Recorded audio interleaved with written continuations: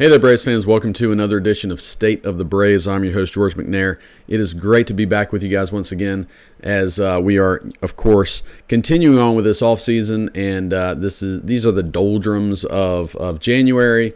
It is cold. It is currently raining coldly outside my place. So, it's just one of those things you get through as a baseball fan. I guess anybody, but, winter is definitely not my favorite time of the year. But nonetheless, I got a couple of interesting topics for you guys today that I definitely want to discuss. Before we get into those, some recent Braves news, stuff that's been happening lately, a couple things to talk about. The first is that the Braves have recently signed Kevin Pillar to a minor league contract for $3 million. Pillar is an outfielder. He actually had some pretty good years in Toronto a few years back.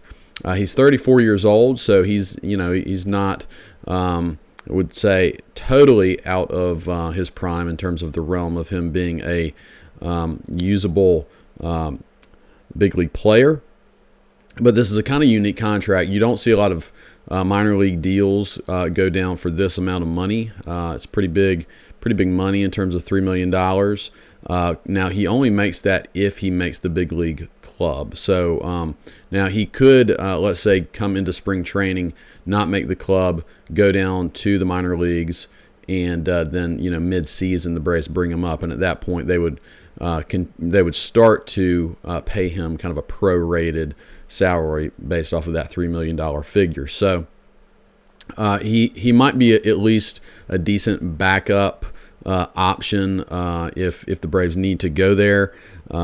Like I said, Pillar has been a serviceable player in the past. He's kind of more known for his defense. Now he's getting older, so he used to be a really, really good defensive center fielder.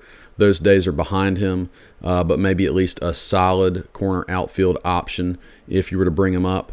Braves fans might remember Pillar as the guy that Jacob Webb hit in the face a few years ago. He was with the Mets at that time, and he came back really quickly from that. A lot of people thought he might be done for a long time. So he's known as a kind of impressive guy in that regard. He's a tough player. He's known to be pretty popular in clubhouses, so solid clubhouse guy. The Braves like to bring those guys in, even if he doesn't end up playing at the big league level. I think they like to have those guys in the organization. And we, of course, know that the Braves are pretty weak in left field as they continue to kind of throw, everything at the wall and see what happens. I think that, unfortunately, I think a lot of us would have loved the Braves to go out and play in the left field free agent market this season. They just simply weren't willing to do that. And I do think Alex Anthopoulos, if you've heard any of his interviews, what he will say is they don't care so much about the tax number. The Braves are going to be over that tax threshold number this season, but it's more that they have a specific budgetary number that they're not going to go over. And I do wonder if they've just gotten really close to that number. And I think the Braves also probably are unwilling to spend a lot of money in left field because you're paying Eddie Rosario $9 million to play left field this season. You're paying Marcell Ozuna to DH, hopefully not play left field, but DH, and you're paying him a lot of money. So I think the idea of paying someone else a lot of money on top of those guys this season is not all that attractive to them. So they've signed a lot of guys to small contracts. Most of these contracts are not guaranteed. Jordan Luplow is the only contract that they've signed for these outfielders that is guaranteed, $1.4 million contract for next season. The other guys, you just kind of see and you invite them to camp, and maybe someone, shows up in a way that they haven't before. You have, like I said, Pillar, Eli White, they acquired this offseason as well. Now, Marcell Ozuna, I'll even throw in that mix because I think if he doesn't show up in, looking good in spring training this year, he might get cut. And then they also acquired Sam Hilliard. Now, Hilliard's kind of an interesting pickup simply because I think most of these other guys, they fit in a way that you could foresee a platoon with Eddie Rosario, lefty and righty platoon situation going on. But Sam Hilliard is a lefty, and he's a big dude. He can play probably all three outfield positions, but he hasn't really hit much in the big leagues as of yet. So I think Luplow is the most, because his contract is guaranteed, he's the most likely guy. But, who knows? I wouldn't be shocked if the Braves brought in a few other outfield options. And maybe something else happens late in the offseason where the Braves are able to get someone who's a little more solid.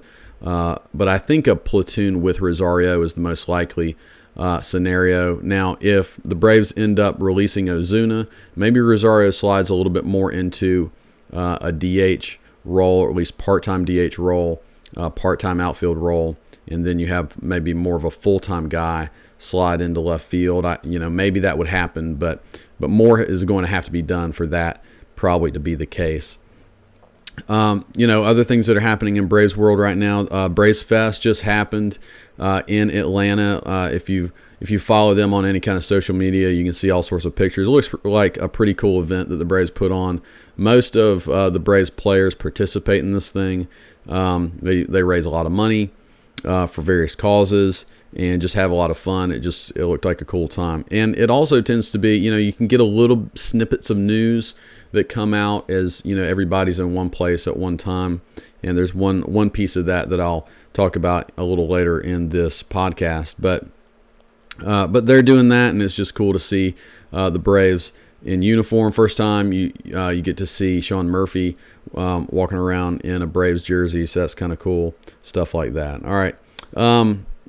The other thing just to mention that's happening in a couple days is the Hall of Fame is going to be, the results are going to be announced on Tuesday, January 24th, and several former Braves have at least a chance of getting in the Hall of Fame. I don't think any of these guys are considered likely to make it this time around, but Andrew Jones, of course, is the biggest name in Braves country, who played, his best seasons and most of his career with the Braves. Billy Wagner finished out his career with one season with the Braves, and then Gary Sheffield had, though he didn't play for the Braves for many years, some of his best seasons were with the Braves. So, like I said, I think Sheffield is likely to not. He's getting close to the end of his run of being able to get into the Hall of Fame. I think Billy Wagner, most people think, will probably slide in at some point. And I think Andrew Jones is going to be on the edge. It's going to be really interesting to see if he ever gets in, at least within his first 10 years of eligibility. This is year 6 for him. He has steadily made his way up the percentages. You have to get to 75% to get into the Hall of Fame. I think his closest so far has been in the 40s, but a lot of people think he's going to get into the 60s, maybe low 60s this year. So yeah, he's getting closer, but it will be interesting to see, what his number is. If he doesn't go up as high as most people think, if he's more in the 50s, then I don't know. He might not be able to make up that number. A lot of people will look at, Andrew Jones has a really interesting career, very unique career, because he was so good for the first 10 years of his career, and then he had a very quick, precipitous drop in his early 30s. Basically, as soon as he left the Braves, he was done. I mean, he was able to hang on and continue to hit some home runs, but he had very little value, and he's one of the greatest defensive outfielders ever, but that's basically just over a 10-year period, and that's it. Andrew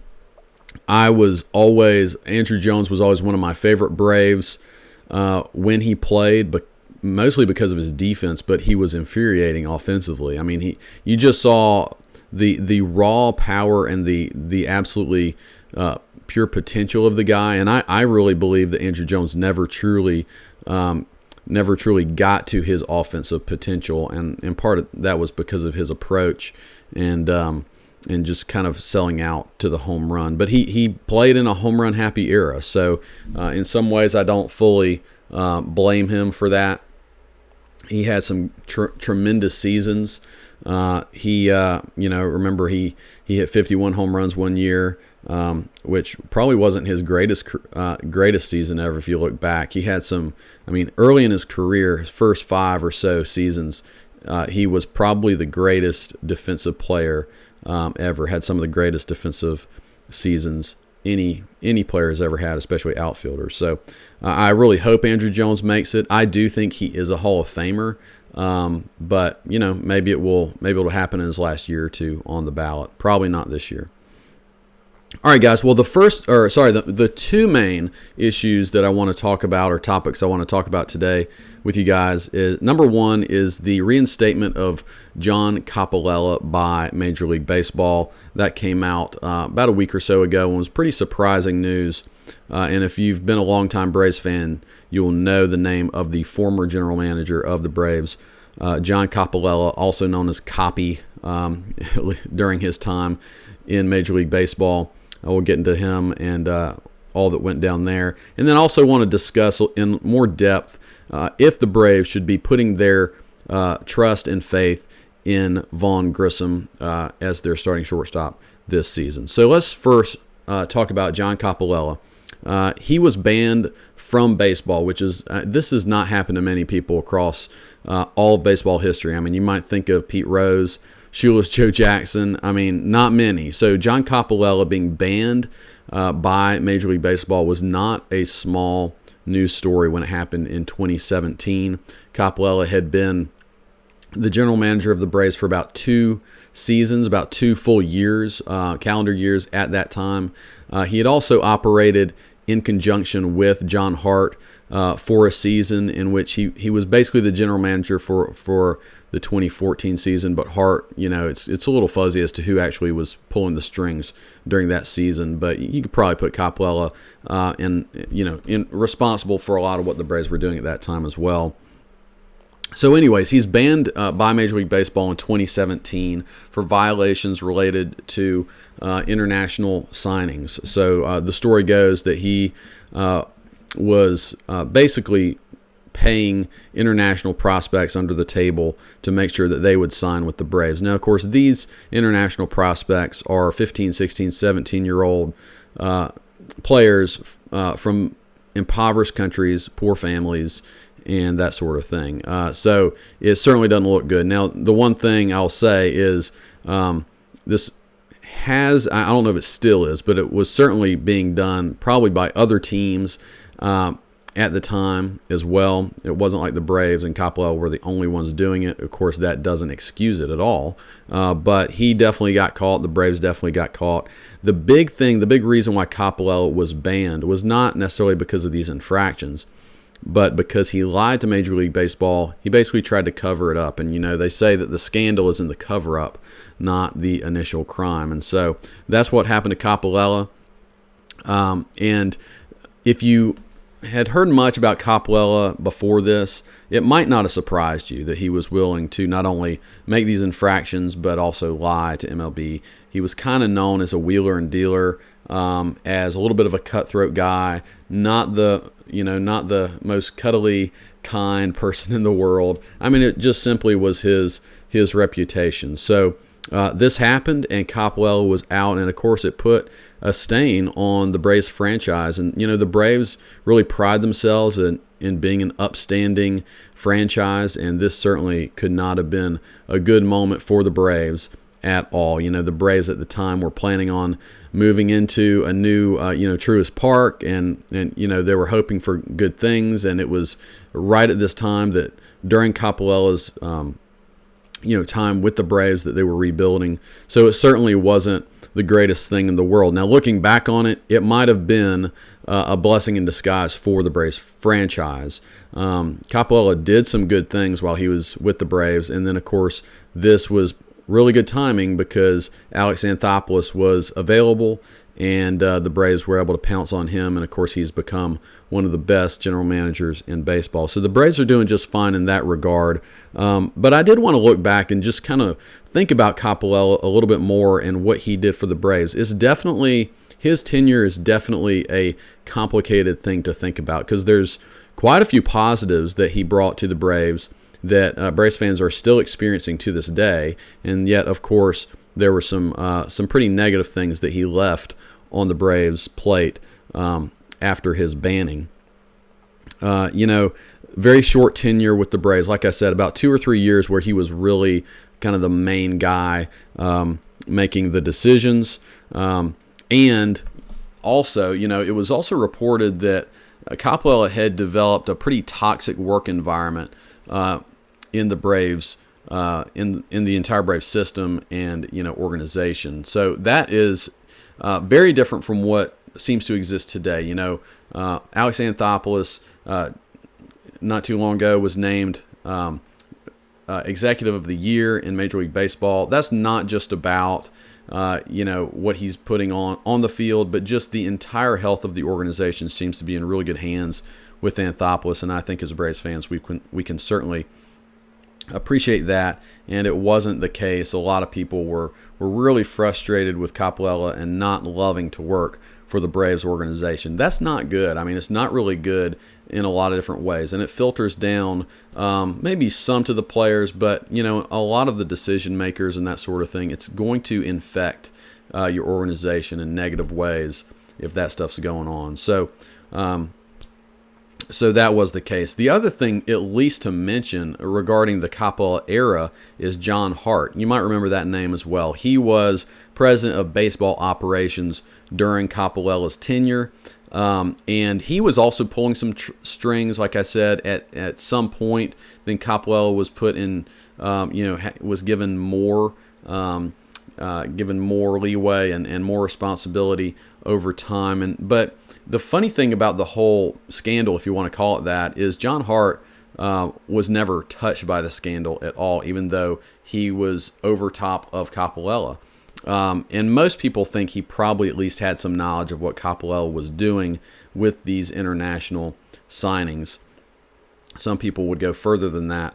But nonetheless, Hart is able to get away scot-free and actually got a really cushy job with MLB Network and, became a commentator for them, in a studio guy. So nonetheless, Coppolella definitely was maybe the fall guy in some ways. That doesn't mean he was innocent, but MLB definitely came down pretty hard on him. But, the recent news is that MLB lifts the ban, the lifetime ban, I guess it wasn't lifetime, the lifetime ban on Coppolella.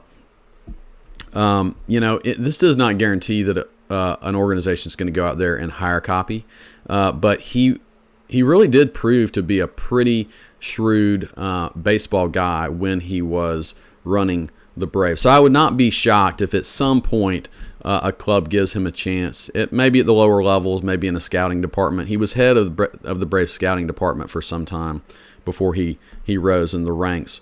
So he does have a pretty impressive resume, and he was basically the guy in charge during the crucial period of the Braves rebuild from 2015 through 2017.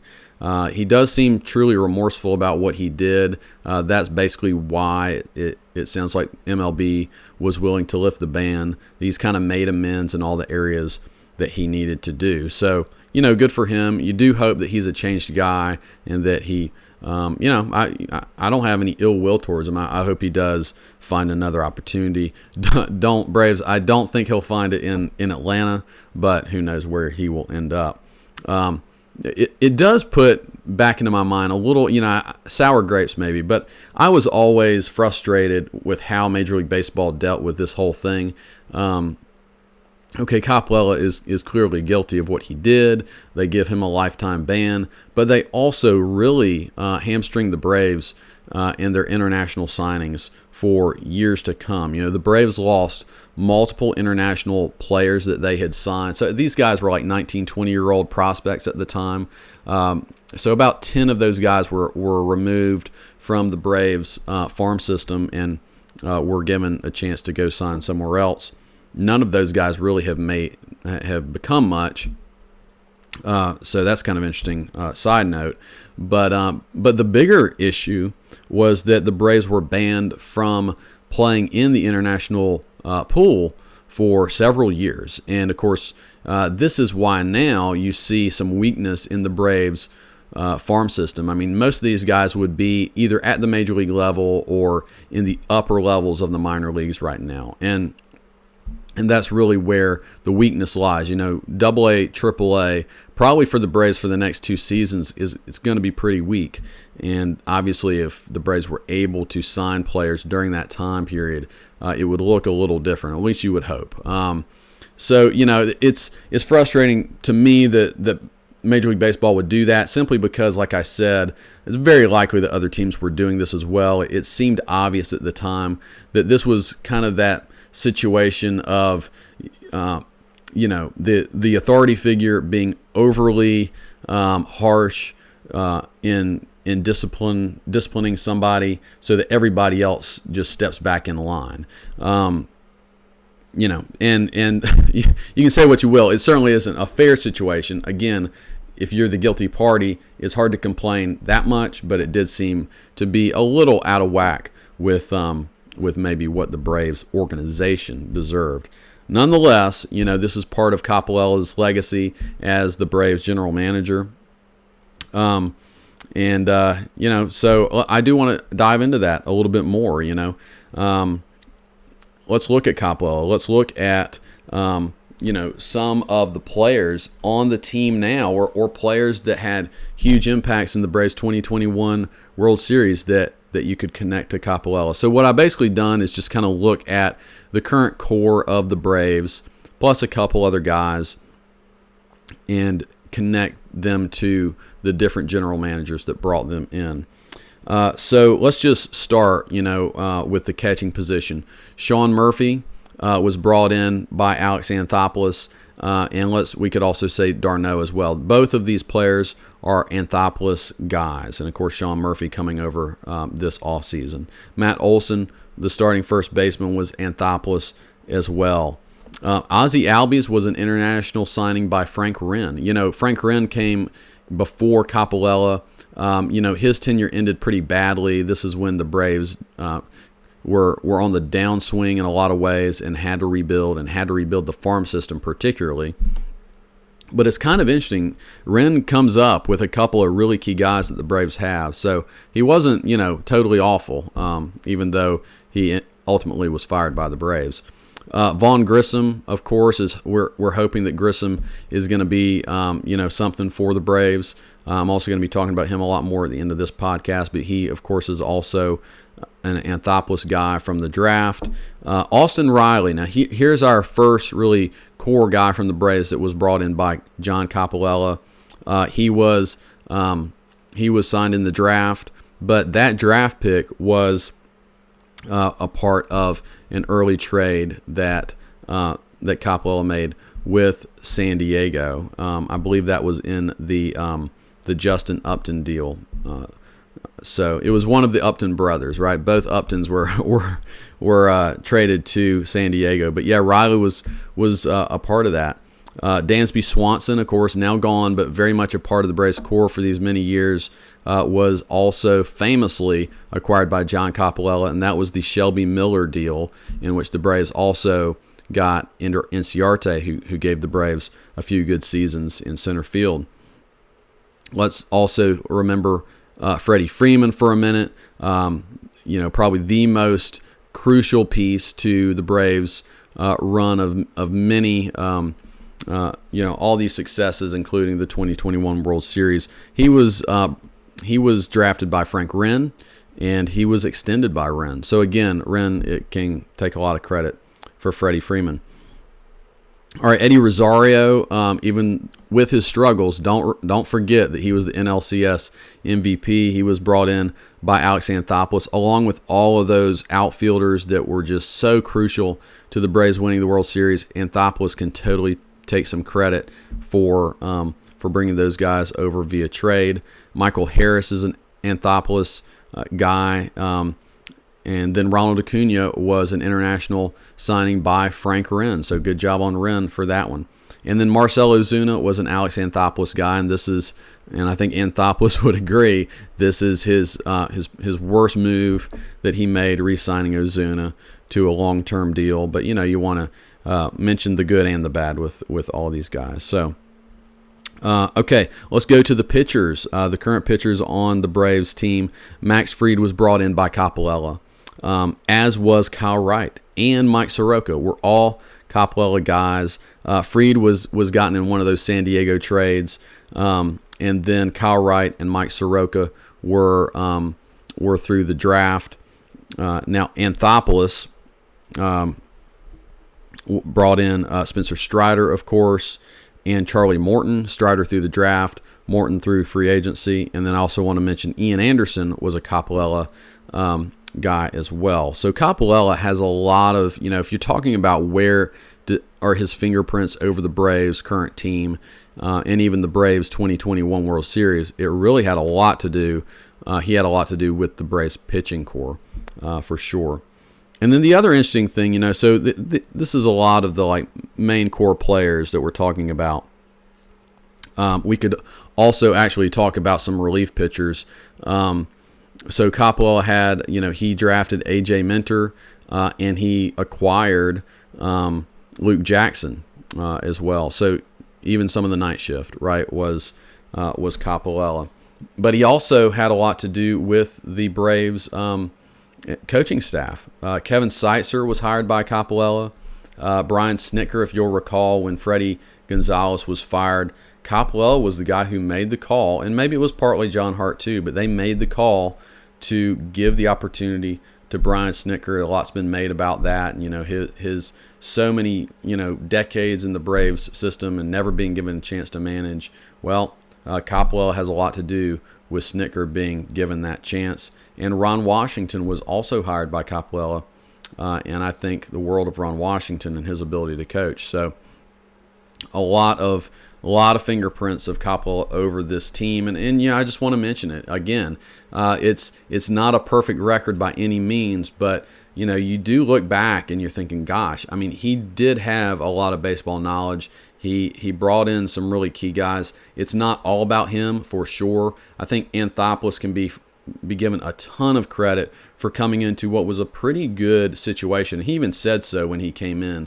You'll recall some of his comments when he came into the Braves. He's like, this is a great organization, and I'm coming into a great situation, even with the international signing bans that were going on.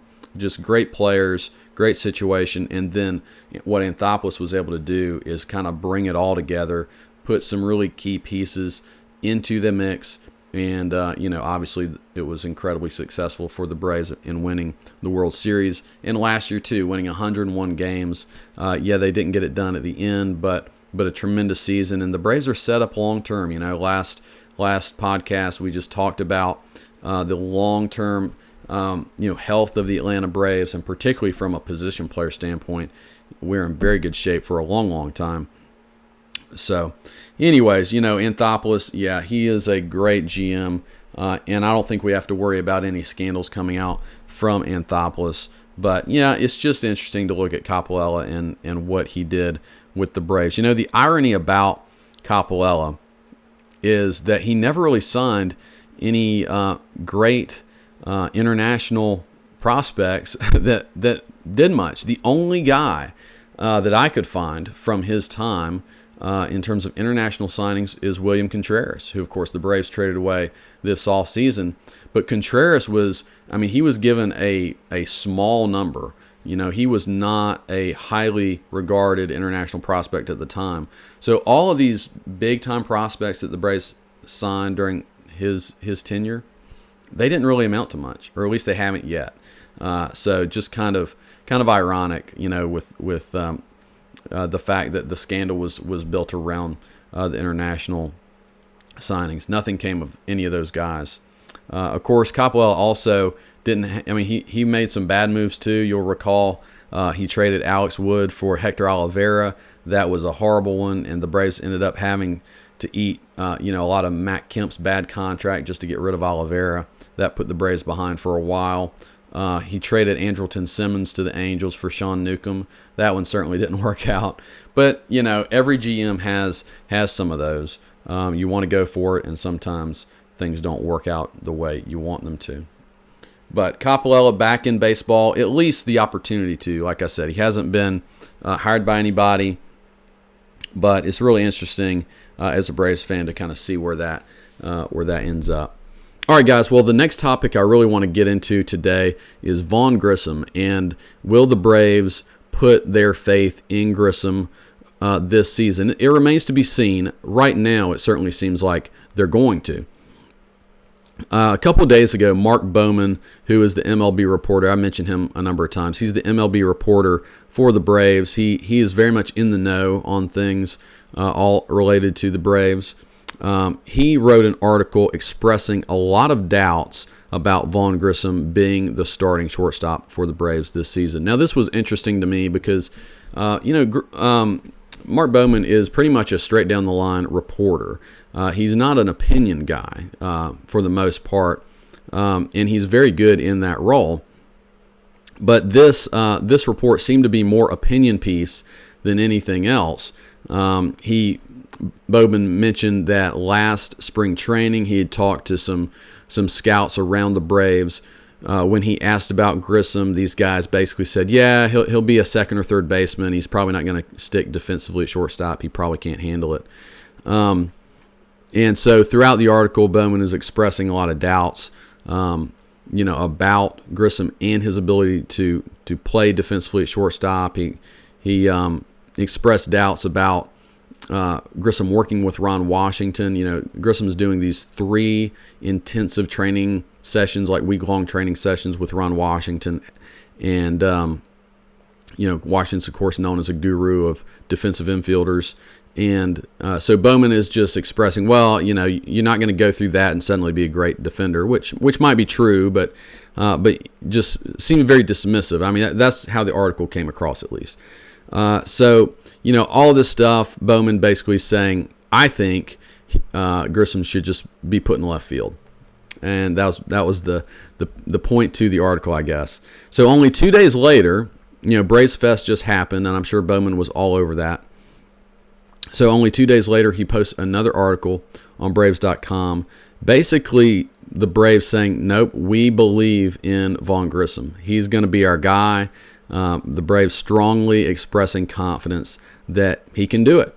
And, part of this is the Braves certainly are going to say that. They're going to express confidence in the guy that's probably going to, put in most of the innings at the shortstop position this year. But it does seem like they are being very vocal in expressing their confidence, and it makes me really believe that it's going to be Grissom's job to lose. Now, of course, Orlando Arcia is still in place, and I think Braves fans can at least have some comfort in knowing that he could play a capable shortstop.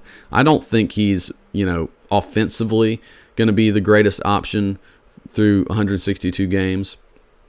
But if worse came to worse, I think he's okay. I really do. But I really think Grissom can do it. I think Grissom can be a starting shortstop in the major leagues. Now, do I have the inside track? Of course not. But I do have a few reasons why I think that.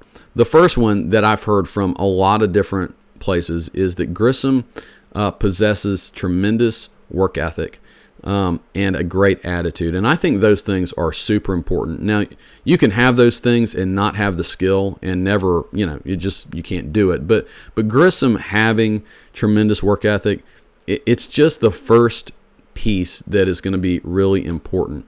Every time you hear Anthopoulos talk about Grissom, he basically says that his intangibles are off the charts, and that's what you love to hear. I mean, if Grissom was slacking at home and eating potato chips and with his feet up, then that would be a different thing. But he's out there working hard. I follow him on Instagram, and he's always posting these workouts, and I mean it's good to see that stuff, and he's definitely engaged into that. We know that he's great buddies with Michael Harris, who I also think the world of, and man, if those two just continue to rise together, I think it's all the better for the Braves. So the Braves obviously see all that, and that's a big piece of it. The other piece is Ron Washington. I do believe in Washington. He might not be a miracle worker, but there's something to be said for having a guy who is 100% respected by players, who they're going to listen to him, and they're going to do everything that he asks, and what he's doing is proven, right? It's proven to work. There's multiple guys who will give Washington credit for turning them into great great fielders. I think Eric Chavez, a former Oakland A, gave Ron Washington one of his Gold Gloves because he basically said, "I wouldn't have this without you." So, and I think even Braves fans can connect that to Dansby Swanson, who had a lot of defensive struggles in his first season or two, and of course became a tremendous defensive shortstop. So yeah, I believe in Washington, and Washington is saying that he believes in Grissom, and I listen to that. Mark Bowman with this article saying, well, these unnamed scouts told me that he could only play second or third. Well, if Ron Washington is telling you that he's got it, that he's capable, I'm going to believe Ron Washington before some unnamed scouts. Grissom is also very young. He's only 22 years old. He's a year younger than when Dansby Swanson made his debut. He's 2 years younger than when Dansby Swanson was basically entrenched at shortstop in his first full season. So he's an unfinished product, and you got to give the guy time. Even if he comes in this year and struggles mightily, look, 2 years from now, come back to me, because he might be a far improved defensive shortstop at that time. I had to look this up, but in Dansby Swanson's first full season, again, he was 23 at that time, he was a -5 outs above average for the season. He was a slightly below average defensive shortstop, right? And then fast forward a few years, he's a Gold Glove winner. There is such a thing as growth. There's such a thing as improvement. And, we're going to learn a lot about Grissom in spring training and beyond this season. But I think, let's pump the brakes and give the guy a shot before we start putting him in the left field, which is what Bowman is saying he wants him to do.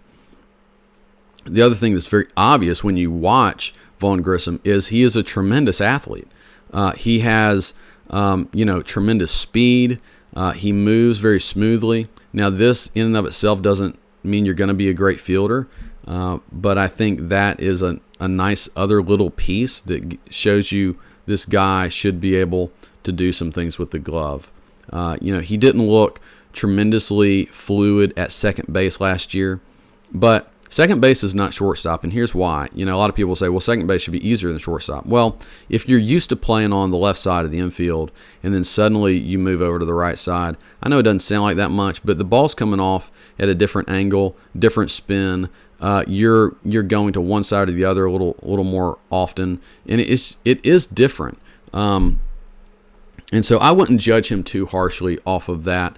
And again, he's a young kid. He was asked to do something that was very difficult, playing very few AA games, and suddenly you're in the major leagues. So anyways, yeah, look, he's going to get better, and he's going to work hard to do that. Is it a guarantee that he's going to make it at shortstop? No, but I like the opportunity of giving him a chance. The payoff simply is too big for the Braves, and I think this is the biggest reason why you give him a shot. If Vaughn Grissom can hit, like I know the Braves believe in his bat. They'll say that time and time again. So if he can just play an average shortstop for his career, he's an incredibly valuable player at that point. I mean, you're talking about 4, 5, 5.5 win player in Vaughn Grissom.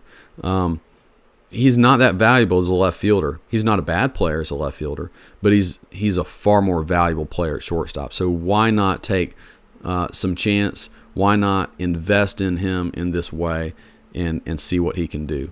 I was trying to think if Grissom can just simply be an average defensive shortstop, can I get a comp for him? And so the guy I found was Bo Bichette. Bo Bichette plays for the Blue Jays. He's, of course, the son of Dante Bichette. He's very good offensive shortstop. And he's a run-of-the-mill average, not bad, average defensive shortstop, and he's a really good player for the Blue Jays. And if Vaughn Grissom could be that guy for the Braves, man, we would love that. And I think that's totally possible. Bo Bichette was a 4.5 WAR player this year. That's kind of what he's projected to be this upcoming season. And I really do think that Vaughn Grissom, if he can figure it out defensively, can be that guy. He's young. The funny thing about this is I wouldn't be shocked if Grissom comes out and is pretty okay defensively, and then struggles offensively a little bit. He's a young player. The league figures you out. I mean, you got to adjust. We saw that with Austin Riley. We saw it a little bit at the end of the year with Michael Harris. We're going to have to see how he adjusts to all these things. But we just have to be a little patient with young players, especially in baseball. Baseball is not the NBA. It's not. You're not necessarily going to be LeBron James or whoever, Kobe Bryant, immediately impacting the game. It takes time. It's repetition. It's all the small little things that you have to do well over and over and over again for 162 games. So ultimately, I just think, well, what's the worst that can happen to give Vaughn Grissom this shot? If he fails, what? You send him down to AAA and let him try a little bit more at AAA and then bring him back. And if he fails there, you put him in left field and you still have a good hitter and, like I said, a useful player, just not quite as valuable a player as if he could play shortstop, and you have Arcia. Or you could go out and get somebody. The Braves certainly could do that. I think they would prefer not to, but yes, it could happen. So, does this put a lot of pressure on Vaughn Grissom? It does. I mean, it does, but in some ways, it's going to reveal what kind of player he is. If he's able to embrace this kind of responsibility of being the shortstop for the Atlanta Braves, a team that is vying for a World Series, if he can embrace that and succeed, man, the Braves have a tremendous player on their hands. And, if he can't, he wouldn't be the first one to struggle with that sort of thing. But I think it's a good thing to push some things on a young kid and see what he's made of. And I think we'll find out a lot about Vaughn Grissom this year. And, if he's successful, I think the Braves are going to have a tremendous year. The sky's the limit. And they're going to be good no matter what happens at shortstop. Let's be honest. So, all right, guys. Well, I hope you enjoyed this episode of State of the Braves, and I will talk to you soon.